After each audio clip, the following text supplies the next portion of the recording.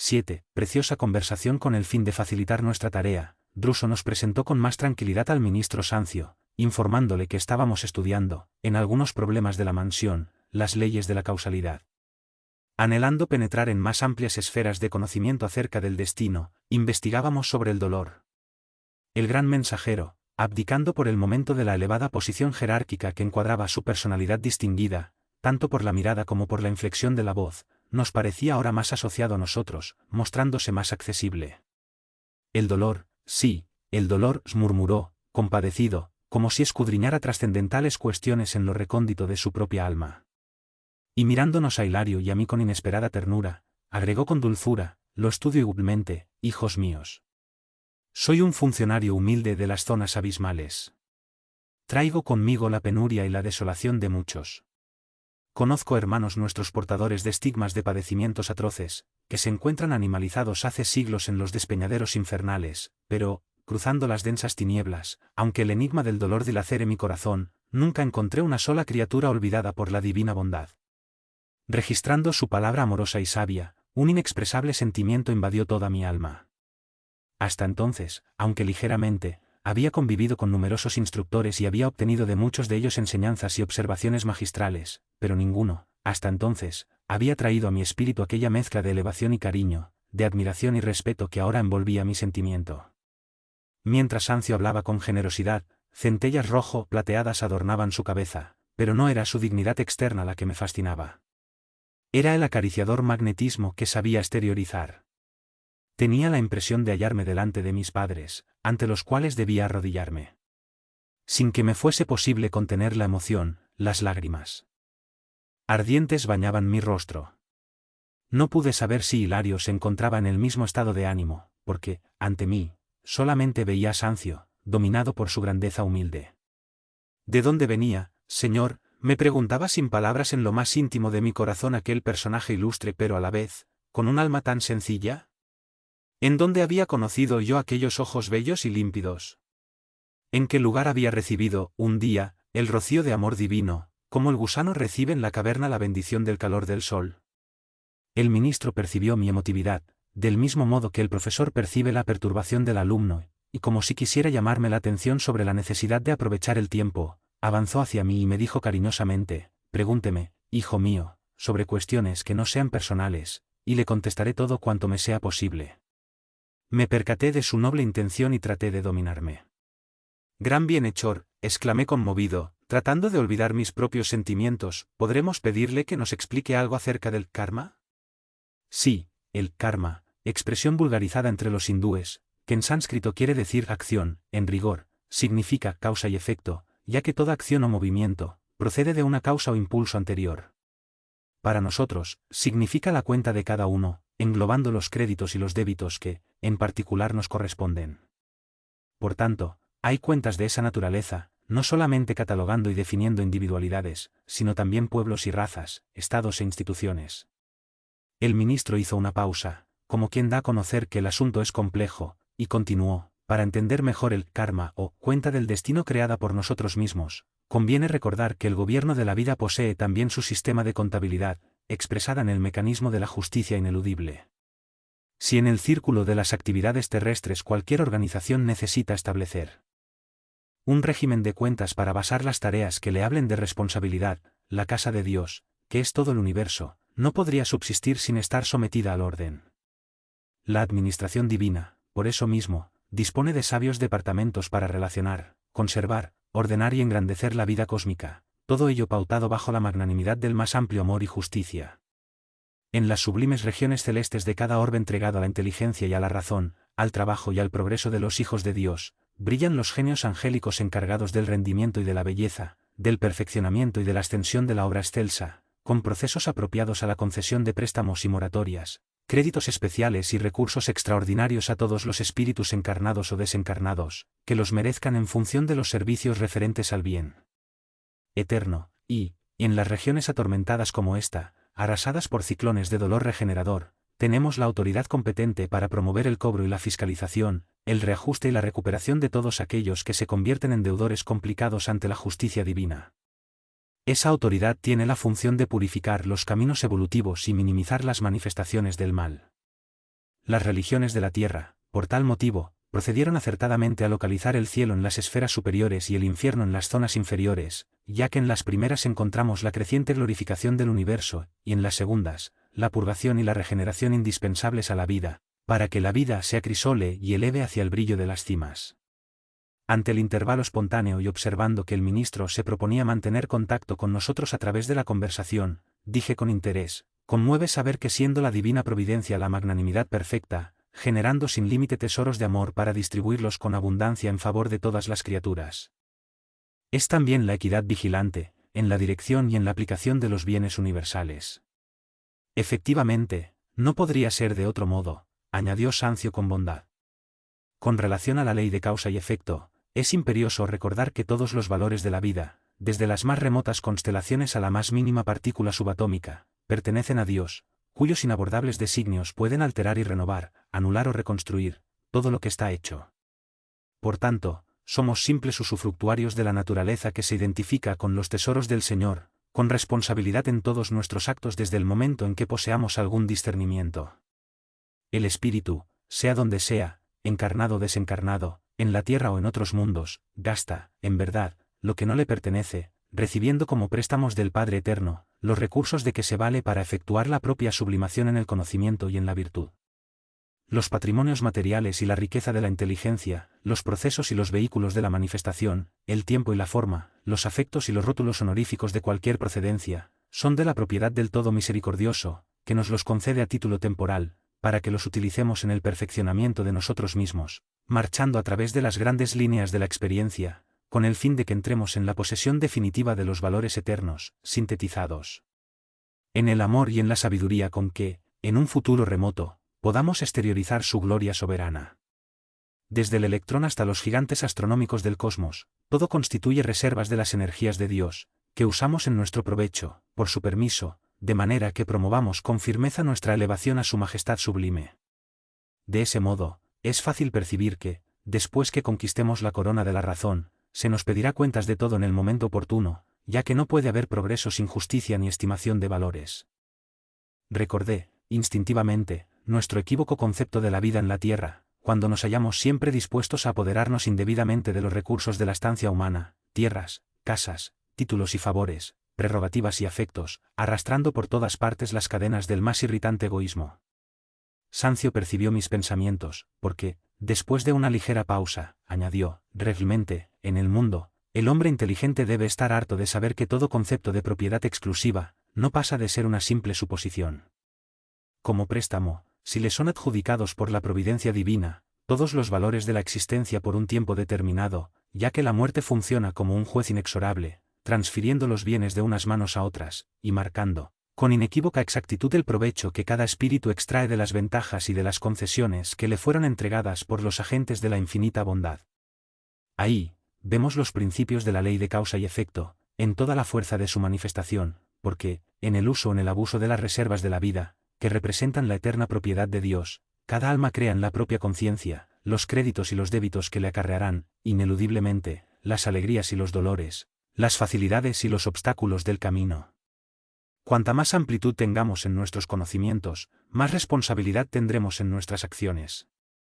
A través de nuestros pensamientos, palabras y actos, que fluyen invariablemente del corazón, gastamos y transformamos constantemente las energías del Señor, en nuestro viaje evolutivo, en los sectores de la experiencia, del grado de perfección de nuestras intenciones y aplicaciones en los sentimientos y en las prácticas de la marcha. La vida organiza, en nosotros mismos, nuestra cuenta agradable o desagradable ante las leyes del destino.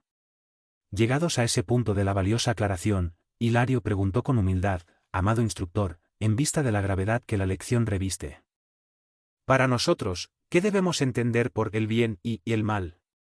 Sancio hizo un gesto de tolerancia bondadosa, y replicó: evitemos la inmersión en los laberintos de la filosofía, no obstante el respeto que la filosofía nos merece, ya que no nos hallamos en una reunión destinada a la esgrima de la palabra. Busquemos, ante todo, simplificar. Es fácil conocer el bien, cuando nuestro corazón se nutre de buena voluntad frente a la ley.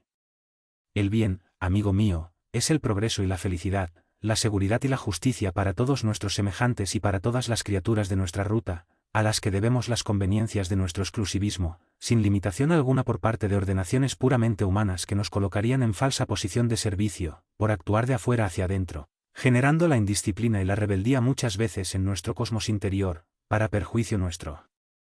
El bien, será, por tanto, nuestra decidida cooperación con la ley, a favor de todos, aunque ello nos cueste la renuncia más completa, ya que no ignoramos que, ayudando a la ley del Señor y actuando de conformidad con ella, seremos por ella ayudados y sostenidos en el campo de los valores imperecederos.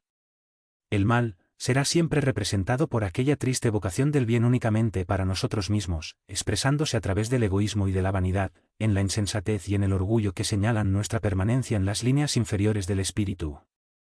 Después de una breve pausa, el ministro agregó, en nuestro Señor Jesucristo, poseemos el paradigma del eterno bien sobre la tierra. Habiéndolo dado todo de sí en beneficio de los otros, no dudó en aceptar el supremo sacrificio para ayudar a todos, para que el bien de todos prevaleciese, aunque para él, en particular, se reservase la incomprensión y el sufrimiento, la flagelación y la muerte. En vista de la pausa espontánea que se hizo, hambriento de luz, dije, generoso amigo, podríamos preguntarle, de algún modo, ¿sobre las señales kármicas que traemos en nosotros mismos? Sancio reflexionó por algunos momentos, y explicó, es muy difícil penetrar el sentido de las leyes divinas, con los recursos limitados de la palabra humana.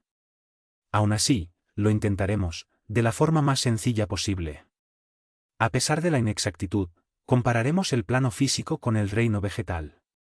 Cada planta produce en su época propia, según la especie a que se ajusta, y cada alma establece para sí misma las circunstancias felices o infelices en que se encuentra, de acuerdo con las acciones que practica a través de sus sentimientos, de sus ideas y decisiones en la peregrinación evolutiva. La planta, en su comienzo, yace encerrada en el embrión, y el destino, al principio de cada nueva existencia, está guardado en la mente.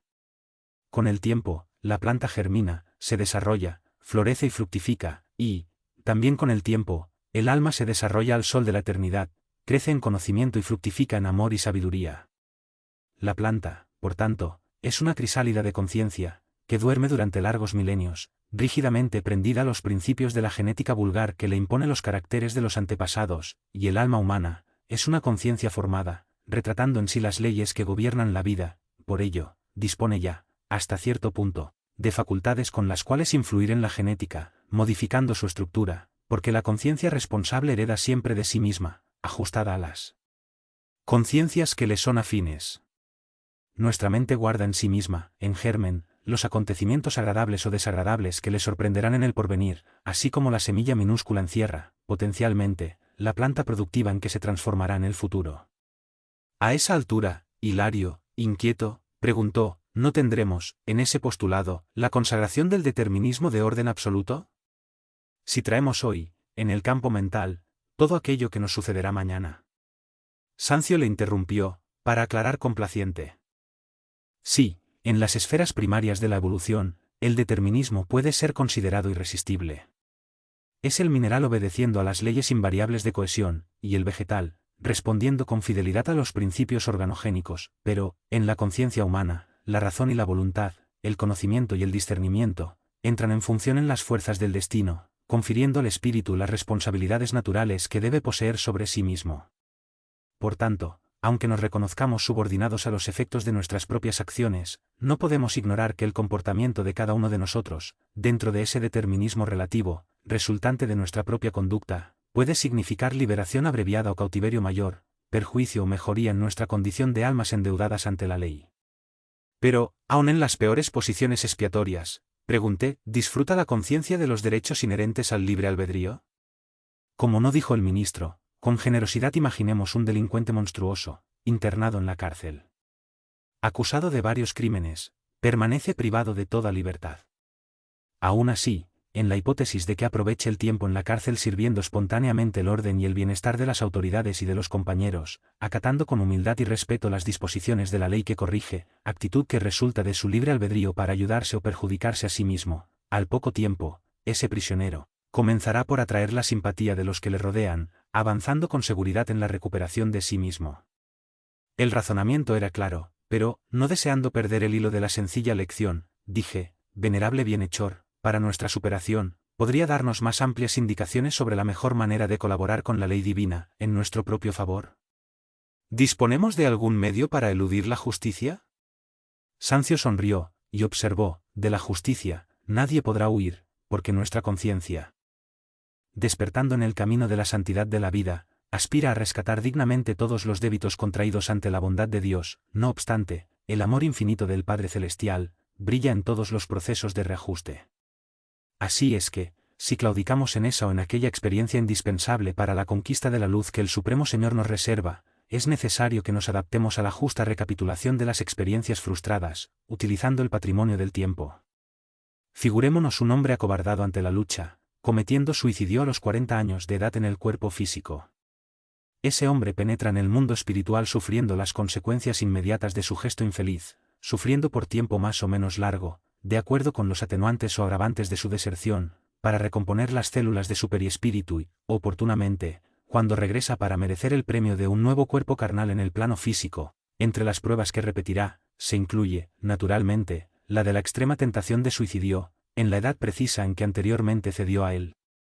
Porque las imágenes destructivas que archivó en su mente, se desarrollarán ante él, a través del fenómeno que podríamos llamar circunstancias reflejas, dando oportunidad a recónditos desequilibrios emocionales que le situarán, lógicamente, en contacto con las fuerzas desequilibradas que se ajustan a su temporal modo de ser.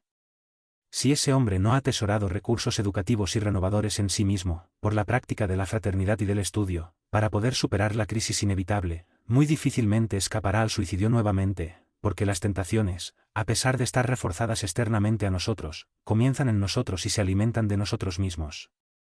La aclaración era valiosa, y por esa razón, con la curiosidad respetuosa del alumno que se haya interesado en aprender, pregunté, ¿qué debe hacer la criatura, debidamente, para rescatar él?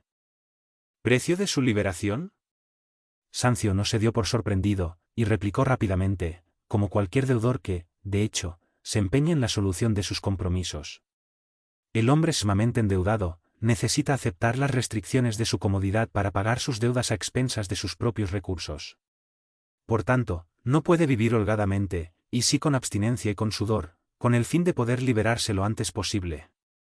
El gran orientador hizo una pausa momentánea como para reflexionar, y continuó, volvamos al símbolo de la planta. Imaginemos que una semilla de naranja cae en terreno pobre y seco. Según las leyes que rigen las actividades agrícolas, germinará bajo muchos obstáculos, transformándose en un arbusto raquítico, con lamentable producción a su debido tiempo. Pero, si el labrador le cuida acudiendo a sus necesidades más exigentes desde el inicio de la lucha, ofreciéndole abono y defensa, así como ayudándola con la poda saludable en el momento oportuno, la planta de naranja atenderá brillantemente su propio destino. Semejantes cuidados, no obstante, deben ser puestos en acción en su justa hora, es decir, cuando en la tierra se halla el alma, tanto como sea posible, comenzar esa restauración en los mejores tiempos de la jornada física. Hilario, que seguía aquella interesante exposición, fascinado como yo por la lógica de aquellas palabras sencillas pero sabias, preguntó, ¿y qué hacer cuando la criatura no puede contar, en la infancia o en la juventud, con preceptores dados al bien, capaces de actuar como labradores diligentes, al lado de aquellos que comienzan de nuevo la lucha humana? Sin duda, dijo el ministro, la niñez y la juventud son las épocas más adecuadas para la construcción de la fortaleza moral con que el alma encarnada debe tejer gradualmente la corona de la victoria que le corresponde alcanzar.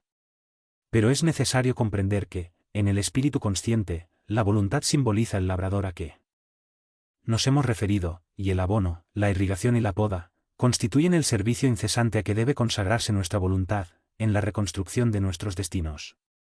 Por eso, todo minuto de la vida es importante para renovar y redimir, perfeccionar y purificar.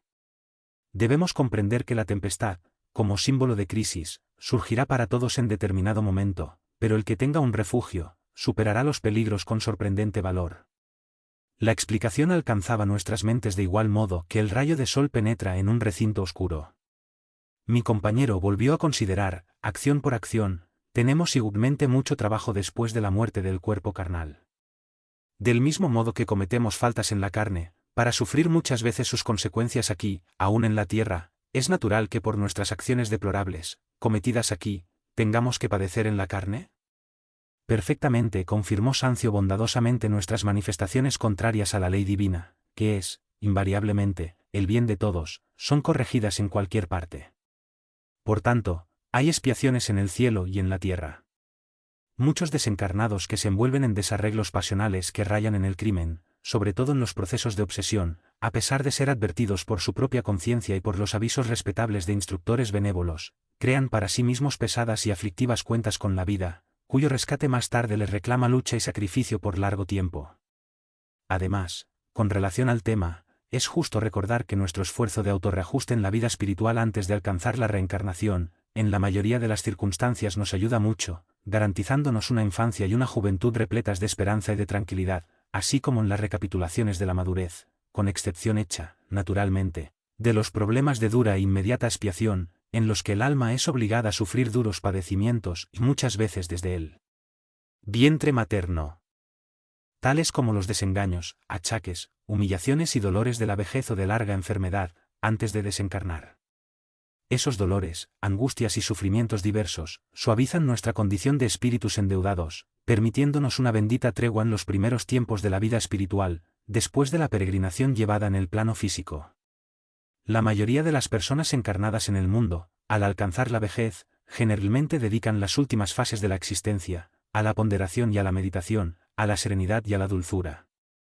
Las mentes infantiles, incluso en la senectud de las fuerzas genuinamente materiales, continúan siendo livianas e irresponsables, pero los corazones maduros en el conocimiento, se valen, por intuición natural, de la vejez o del dolor, para razonar con más seguridad, ya sea consagrándose a la fe en los templos religiosos, con lo que se aseguran a sí mismos un más amplio equilibrio íntimo, o bien dedicándose a la caridad, con lo que borran de la memoria los recuerdos menos agradables y deseables.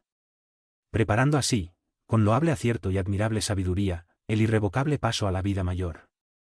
Deduje, por la mirada de Druso, que nuestra entrevista estaba próxima a terminar. Hice todavía una pregunta más, ministro amigo, sabiendo que hay vidas que por su naturaleza y extensión, exigen de nosotros varias existencias en la tierra, para alcanzar el correspondiente rescate, ¿cómo apreciarlas desde el punto de vista de la memoria? Siento, por ejemplo, que tengo en la retaguardia inmensas deudas que pagar, de las cuales no me acuerdo ahora. Sí, se explicó en la cuestión es el tiempo. A medida que nos demoramos aquí en el periespíritu, en el fiel cumplimiento de nuestras obligaciones para con la ley, más se nos dilata el poder mnemónico. Avanzando en lucidez, abarcamos más amplios dominios de la memoria. Así es que, después de largos años de servicio en las zonas espirituales de la Tierra, entramos espontáneamente en un sector de recuerdos poco felices, identificando nuevas extensiones de nuestro karma o de nuestra cuenta y, aunque debamos estar reconocidos a la benevolencia de instructores y amigos que perdonan nuestro pasado poco digno, jamás condescendemos con nuestras propias debilidades y, por eso, nos vemos impelidos a solicitar de las autoridades superiores, nuevas reencarnaciones difíciles y provechosas, que nos reeduquen o nos aproximen a la redención necesaria. ¿Comprendieron? Sí. Habíamos comprendido. Sancio miró al director de la casa, como diciéndole que el horario había llegado a su fin, y Druso recordó, con gentileza, que no debíamos retener al instructor atento y complaciente. Agradecimos con humildad las lecciones recibidas, mientras el ministro regresaba a la cámara brillante, en la que la neblina se hizo más densa, diluyéndose aquella figura venerable, a nuestros ojos. A los pocos minutos, el ambiente volvió a tomar sus características habituales, y la palabra conmovedora de Druso, en oración, cerró aquella inolvidable reunión. 8. Preparativos para el regreso al estudio, en la mansión, era fascinante, pero reclamaba tiempo. No obstante, la oportunidad que nos ofrecían era de las más valiosas. Hilario y yo solicitamos el consentimiento de las autoridades pertinentes y efectuamos una provechosa acción de servicios, permaneciendo en el instituto por algunos meses, para recoger enseñanzas y fijar observaciones. Nos dispusimos a participar con Silas en el proceso Antonio Limpio, a cuya fase inicial habíamos asistido con fervoroso interés. A los 6 días de haber tenido la reunión en la que habíamos escuchado la palabra del ministro Sancio, la hermana Alcira vino al establecimiento, de acuerdo al programa que Druso había trazado para las tareas correspondientes a aquel proceso. En nombre del director de la casa, Silas la recibió en nuestra compañía, comentando que atenderíamos el problema juntos, actuando en cooperación. La noble criatura, después de los saludos usuales, nos aclaró que, amparada por los amigos de una colonia de socorro, hacía lo posible por ayudar al hijo que había dejado en la tierra. Alcira nos dijo que Luis, cuyo espíritu tenía afinidad con los antiguos sentimientos paternos, apegándose a las ganancias materiales exageradas, sufría una tremenda obsesión en su propio hogar. bajo pertinaz vigilancia de los tíos desencarnados, que favorecían sus sentimientos mezquinos, retenía una inmensa fortuna sin aplicarla en cosa alguna. Se había enamorado del oro con extrema voluptuosidad. Sometía a la esposa y a los hijos a las más duras necesidades, receloso de perder la herencia que se esforzaba en defender y multiplicar. Clarindo y Leonel, no satisfechos con maltratar su mente, llevaban a la hacienda usureros y tiranos rurales desencarnados, cuyos pensamientos todavía se envolvían en las ansias de riqueza terrestre, para que incrementasen su avaricia. De ese modo, Luis respiraba en un mundo de imágenes extrañas, en las que el dinero era el tema constante. Por eso, había perdido el contacto con la dignidad social. Se había convertido en enemigo de la educación y creía solamente en el poder del cofre lleno, para solucionar los problemas y las dificultades de la vida.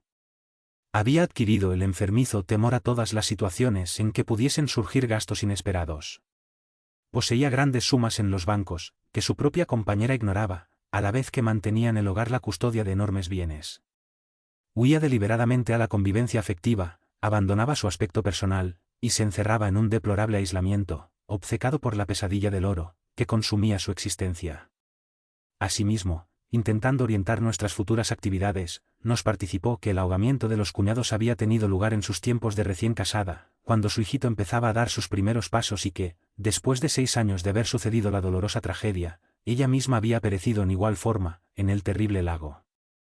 Antonio Olimpio le había sobrevivido 15 años en la esfera carnal, y después, llevaba padeciendo 20 años en las zonas tenebrosas. Por tanto, su hijo Luis había cumplido ya los 40 años.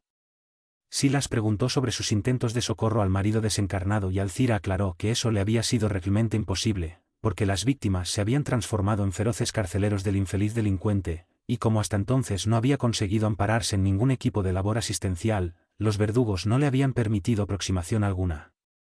Aun así, en ocasiones fortuitas, podía prestar algún amparo al hijo, a la nuera y a los 2 nietos, pero que se le hacía extremadamente difícil, ya que los obsesores velaban continuamente, contrarrestando sus buenas influencias. En vista de la pausa espontánea que se hizo en nuestra conversación, en una prueba de conmovedora humildad, consultó a Silas si la mansión podría facilitarle una visita al esposo, antes de realizar el viaje en busca del hijo, de acuerdo con las tareas programadas. El asistente asintió con el mayor cariño, y la guiamos, nosotros 3, hasta el compartimiento en que Antonio Olimpo reposaba. Acercándose al lecho, y al verle todavía postrado e inconsciente, noté que el semblante de la noble señora acusaba una visible alteración. Las lágrimas brotaban, incontenibles, de sus ojos turbados por inmenso dolor. Le acarició la cabeza en la que sus rasgos, a mi ver, se reajustaban poco a poco, y le llamó varias veces por su nombre. El enfermo abrió los ojos, mirándonos sin expresión alguna de lucidez y pronunciando monosílabos incoherentes. Observando su ruina mental, Alcira pidió a Silas permiso para orar en nuestra compañía, a lo que el asistente asintió con mucho gusto.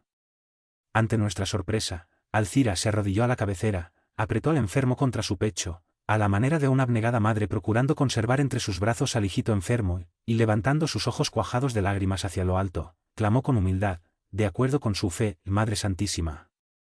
Ángel tutelar de los náufragos de la tierra, compadécete de nosotros y extiéndenos tus manos dulces y puras. Reconozco, Señora, que nadie te dirige inútilmente la palabra de aflicción y de dolor. Sabemos que tu corazón compasivo es luz para los que se pierden en las sombras del crimen, y amor para todos los que se sumergen en los abismos del odio. Perdonaste a aquellos que aniquilaron al Hijo Divino en los tormentos de la cruz, además de la paciencia con que soportaste los insultos, viniste todavía del cielo, ofreciéndoles tus brazos protectores. Madre bondadosa, tú que levantas a los caídos de tantas generaciones terrestres y sanas piadosamente las heridas de cuantos se petrificaron en la crueldad, lanza una cariñosa mirada sobre nosotros, sobre mi esposo y sobre mí, atados a las consecuencias del doble homicidio, que hacen sangrar nuestros corazones.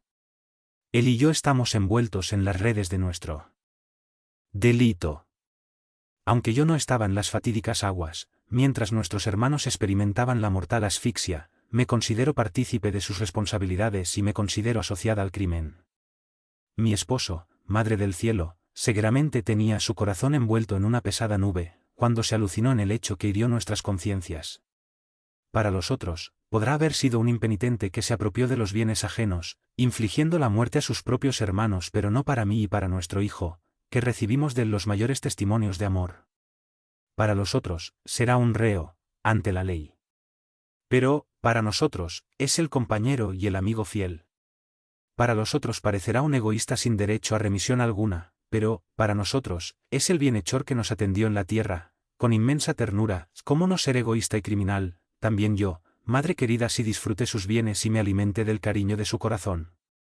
¿Cómo no ser igualmente responsable en la culpa, si toda su culpa se desprendía del propósito, aunque fuese una locura, de asegurar mi superioridad en mi doble condición de mujer y de madre? Sé la abogada de nuestra causa, mediadora celeste. Haz que regresemos juntos a la carne en que hemos delinquido, para que podamos expiar nuestros errores. Concédeme la gracia de seguirle, como una servidora contenta y agradecida, unida a quien debo tanta felicidad. Reúnenos nuevamente en el mundo, y auxílianos para que podamos devolver con lealtad y con valor aquello que hemos robado.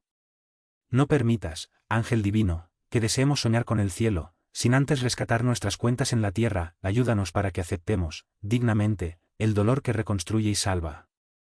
Madre, no nos abandones. Estrella de nuestras vidas, arráncanos de la oscuridad del valle de la muerte. Delante de nosotros, lo inesperado nos impelía al éxtasis. Mientras hablaba, inundada de lágrimas, Alcira se había coronado de un esplendor azulado.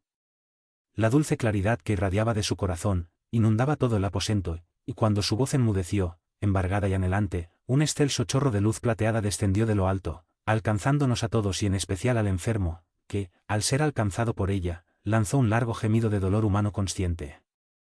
La oración de Alcira lograba un éxito que las operaciones magnéticas de Druso no habían conseguido alcanzar. Antonio Olimpio abrió desmesuradamente los párpados y mostró en la mirada la lucidez de los que despiertan de un largo y torturador sueño. Se agitó sintiendo en su rostro las lágrimas de la esposa que lo besaba enternecida, y gritó presa de salvaje alegría: «Alcira. Alcira». Ella le acogió contra su pecho, con gran ternura, como si quisiera pacificar su espíritu atormentado, pero, a una señal de Silas, dos enfermeros se aproximaron restituyéndole al sueño. Intenté decir algo a aquella sublime mujer, cuya oración nos había elevado a tan culminante emotividad, pero no lo conseguí. Solamente aquellos que han viajado por muchos años bajo la niebla de la nostalgia y de la angustia, podrán comprender la emoción que en aquella hora nos dominó irresistiblemente. Procuré observar el semblante de Hilario, pero mi compañero sumergía su cabeza en las manos, y mirando al valeroso asistente, noté que Silas trataba de enjugar sus lágrimas.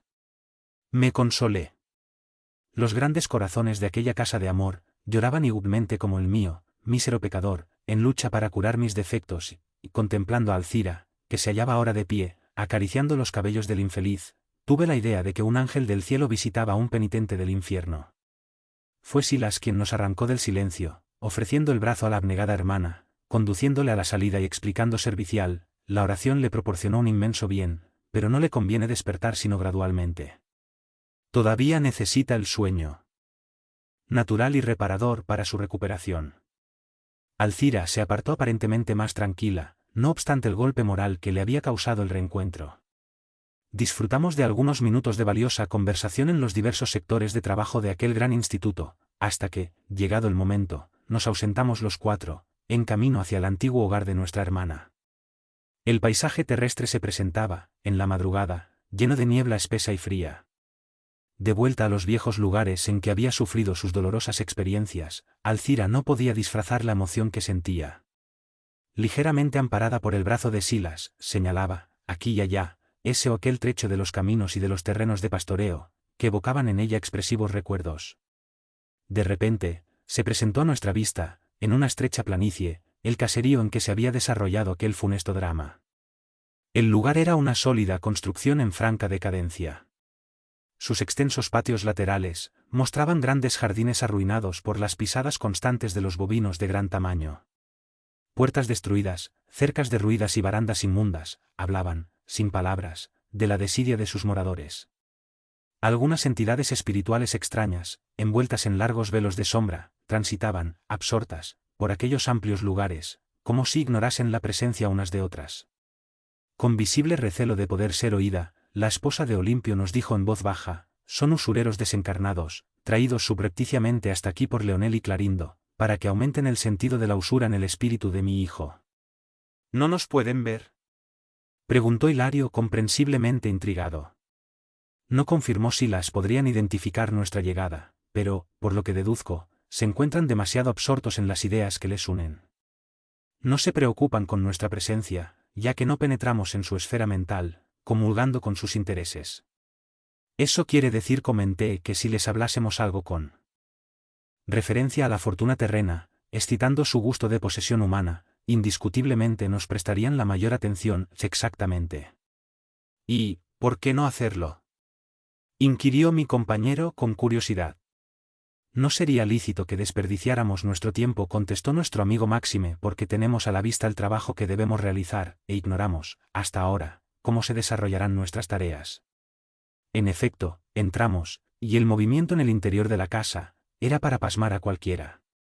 Desencarnados de horrible aspecto iban y venían a través de los extensos pasillos conversando, alocados, como si estuviesen hablando consigo mismos. Intenté comprender algo de lo que me era posible oír, y observé que el oro constituía el asunto principal de todos los pensamientos sostenidos sin nexo alguno. Como si le fuera posible percibir con más profunda exactitud las tramas del ambiente, Silas se paró súbitamente, dejándonos a los tres en una esquina apartada de la vieja sala. Nos recomendó que esperásemos su retorno, con cautela. Pretendía estudiar, anticipadamente, nuestro ambiente de servicio. Transcurridos algunos minutos, volvió a buscarnos. Condujo a la hermana Alcira al aposento en que Adelia, la dueña de la casa, reposaba junto a sus hijitos, explicándonos que no era conveniente que Alcira se encontrase inmediatamente con los hermanos transformados en verdugos, y la dejamos allí bajo la custodia de Hilario, que, evidentemente disgustado, aceptó no seguir con nosotros, por tener que atender a los imperativos de la vigilancia. Una vez a solas conmigo, el asistente aclaró que, para prestar provechosamente la ayuda, necesitaríamos, ante todo, saber oír, y que, por tanto, procurase por mi parte, no estorbar sus actividades en el caso de que me sintiera asaltado por cualquier cosa extraña, ante las actitudes que él se viera obligado a asumir. Comprendí lo que quería decir Silas, y me dispuse a observar, aprender y contribuir. Penetramos en una estrecha habitación, en el que alguien contemplaba grandes sumas de billetes, acariciándoles con maliciosa sonrisa. En su propósito de tenerme bien informado, el asistente me susurró al oído: este es Luis, que desligado del cuerpo por la influencia del sueño, viene a acariciar el dinero que sustenta sus pasiones. Enfrente de nosotros se hallaba un hombre maduro pero de aspecto todavía joven, cuyos ojos, fijos sobre aquellos fajos de billetes, expresaban su codicia victoriosa. Dirigió apresuradamente la vista en su derredor, con la indiferencia de quien no consigue vernos, y, después de un minuto de observación, como si estuviera vigilado por cerebros invisibles, penetraron en el pequeño recinto dos desencarnados que se dirigieron con malos modos a nosotros. Uno de ellos preguntó: ¿quiénes son? ¿Quiénes son ustedes? Somos amigos, replicó Silas, maquinalmente. Bien, manifestó el otro, en esta casa solamente ingresan aquellos que sepan valorar el dinero. Y señalando a Luis, añadió, para que él no se olvide de preservar la fortuna de nuestra casa. Intuitivamente, consideré que nos encarábamos a Leonel y Clarindo, los hermanos expoliados en otro tiempo. Como si les debiésemos alguna aclaración, ante la expectativa feroz con que seguían nuestros más mínimos movimientos, Silas dijo: sí, ¿quién no valorará la fortuna que les pertenece? Muy bien. Muy bien, respondieron satisfechos ambos perseguidores, restregándose las manos, con la alegría de quien, supuestamente, encontraba más combustible para la hoguera de la venganza a la que se entregaban con desvarío espantoso. Y, confiando en nosotros, ante las palabras con que el asistente había sosegado su inquietud, Clarindo, el más animalizado de los dos, dijo: fuimos víctimas de una terrible traición y perdimos nuestros cuerpos bajo la acción de un infeliz hermano que nos robó nuestros bienes, y estamos aquí para el justo desquite. Rió a carcajadas de una extraña manera, y continuó: el maldito creyó que la muerte apagaría su crimen, y que nosotros, los desventurados que sucumbimos a sus manos, estaríamos reducidos a polvo y cenizas. Se apoderó de nuestros bienes después de provocar un accidente espectacular en el que fuimos asesinados por él sin compasión. ¿De qué le valió, no obstante, gozar a nuestra cuenta si la muerte no existe y los delincuentes, en el cuerpo o fuera de él, están encadenados a las consecuencias de sus acciones? El bandido sufrirá los resultados de la infamia que cometió contra nosotros. Aquí está su hijo, del que controlaremos sus menores movimientos, hasta que nos devuelva la fortuna de la que somos legítimos dueños. Por algún tiempo, Ambos utilizaron un gran repertorio de lamentos, haciendo resaltar los colores del siniestro panel mental en que se ensimismaban. Y, tal vez cansados de redundar en la misma idea sin respuesta alguna por nuestra parte, hicieron una demorada pausa, que Clarindo rompió dirigiéndose al asistente en tono amargo. ¿No creen ustedes que tenemos razón? Sí, aprobó Silas enigmático, pero todos tenemos razón, no obstante. ¿No obstante? Atajó Leonel con cinismo. Quizás, ¿quiere interferir en nuestros propósitos? Nada de eso, contestó mi amigo con expresión jovial. Simplemente deseo recordar que tuve que luchar excesivamente por el dinero, creyendo que tenía toda la razón.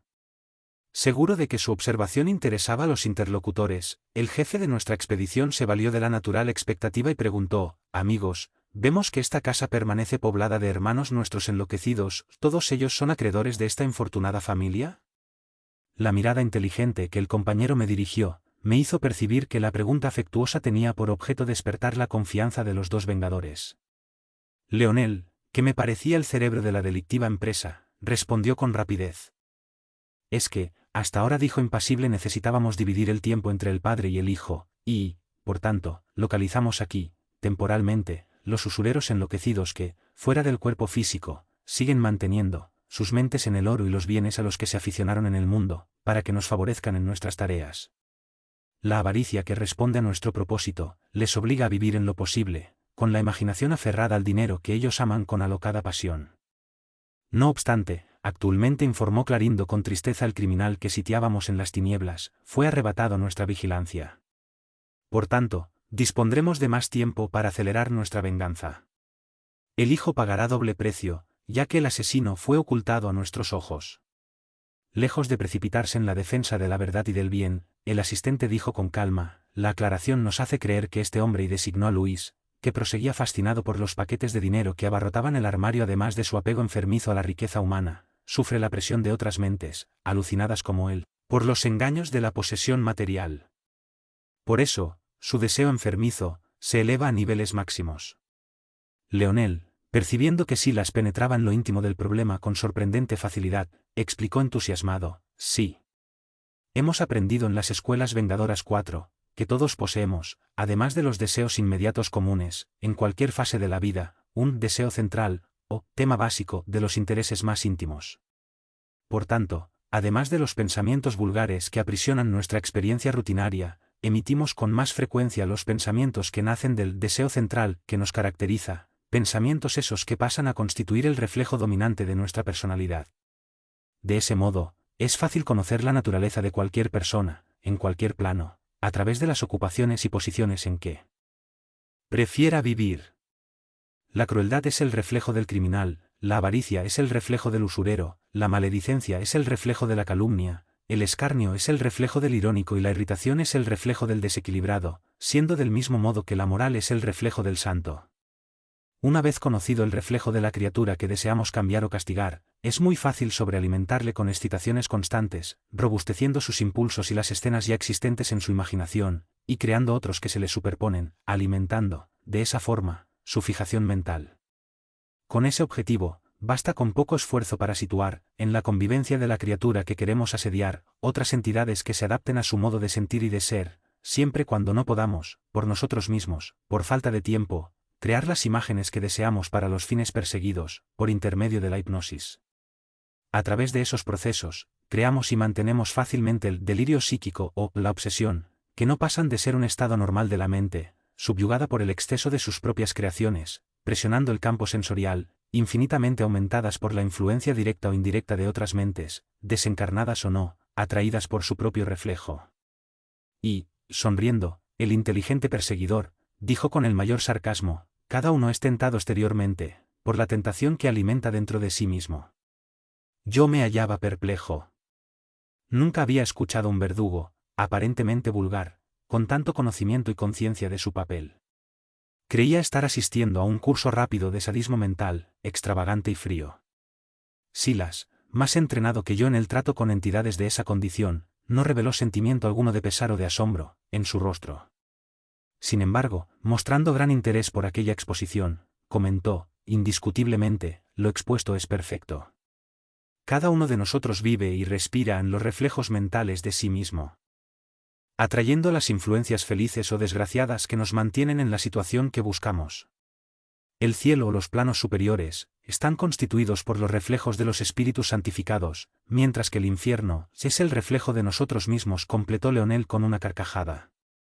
Creo que, observando mi gran interés en todo lo que pudiese constituir una enseñanza para mí, el asistente pidió al hermano de Clarindo que nos expusiera alguna demostración práctica de lo que afirmaba teóricamente, para nuestro estudio, a lo que él asintió con placer, informándonos: el avaro que tenemos delante tiene el propósito de comprar o usurpar una finca vecina, a cualquier precio, aun llegando a cualquier transacción criminal, con el fin de revalorizar el suministro de agua de la propiedad que nos pertenece. Tratándose de un asunto que es tema principal en su existencia, es decir, la avaricia, fácilmente recogerá las imágenes que yo desee transmitirle utilizando su propia onda mental, en la que sus propias ideas se expresan habitualmente. Y pasando de las palabras a la acción, colocó su diestra sobre la frente de Luis, manteniéndose en profunda atención, como el hipnotizador que quiere gobernar a su presa.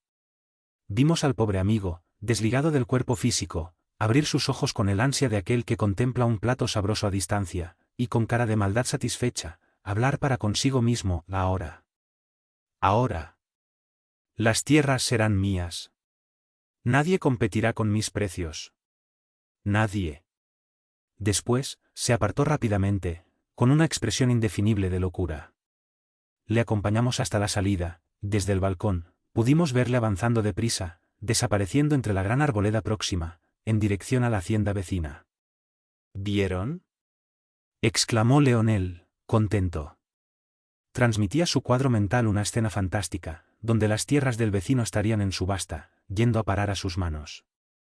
Bastó con que yo mentalizase una figura en ese sentido, idealizando el sitio a poner en venta, para que él lo tomase por una realidad indiscutible, ya que, tratándose de nuestro reflejo fundamental, nos vemos inducidos a creer en aquello que deseamos que suceda. Tan pronto como termine el flujo controlado de mi influencia hipnótica, regresará a su cuerpo carnal, relamiéndose, en la seguridad de haber soñado con la adquisición de la granja que pretende poseer. Silas, intencionadamente, dijo: «Ah. Sí». Nos hallamos ante un proceso de transmisión de imágenes, hasta cierto punto análogas a los principios dominantes en la televisión, en el reino de la electrónica en el plano terrestre. Sabemos que cada uno de nosotros es un generador de vida, con cualidades específicas de emisor y de receptor. El campo mental del hipnotizador, que crea en el mundo de su propia imaginación las formas pensamiento que desea exteriorizar, es algo semejante a la cámara de imagen del transmisor común, del mismo modo que ese dispositivo es idéntico, en sus valores, a la cámara oscura de la máquina fotográfica. Plasmando la imagen de la que se propone extraer el mejor efecto, la arroja sobre el campo mental del hipnotizado que, entonces, se comporta como un mosaico en televisión, o en forma de película sensible en la fotografía. No imaginamos que en la transmisión de imágenes a distancia, el mosaico, recibiendo las escenas que la cámara está explorando, actúa como un espejo sensibilizado, convirtiendo los trazos luminosos en impulsos eléctricos, y enviándoles sobre el aparato de recepción que los recibe, a través de antenas especiales, reconstituyendo con ellos las imágenes por llamadas señales de vídeo, y recomponiendo, de esa forma, las escenas televisadas en la pantalla del receptor común. En este caso, usted, Leonel, creó los cuadros que se propuso transmitir al pensamiento de Luis, usando las fuerzas positivas de la voluntad, les dio colorido con los recursos de su concentración mental, que funcionó como una cámara de imagen.